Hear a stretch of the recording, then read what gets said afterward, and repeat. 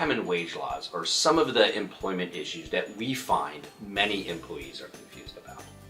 And what's so unfortunate is that there's a Colorado statute, Wage Order 31, that provides for overtime for a lot of employees. But those employees never receive the overtime, simply because they didn't realize that they were entitled to it. If you are a salaried employee, you still might be able to get overtime. If you agreed not to get paid overtime, you still might be entitled to overtime. If you have been on call for significant periods of time, but let's say aren't working, you might be entitled to overtime.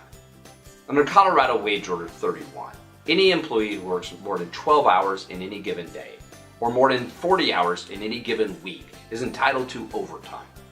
Now, overtime only applies to certain employees, and the test is very difficult, even for lawyers, and is based primarily on exactly what that employee does. But because the test is so confusing, we find that employees, and quite frankly employers, mess this up all the time. And for that reason, if you work more than 12 hours in any day, or if you've worked more than 40 hours in any given week, you might be entitled to overtime. And you could sue for your overtime wages. And also, if you prevail, you'd get reimbursement of your attorney fees. The same thing applies for wages. Putting aside overtime. If an employer owes you money, wages, and hasn't paid you, you can sue. So you can get your wages, you can get interest on those wages, and if successful again, you can get reimbursement of your attorney fees.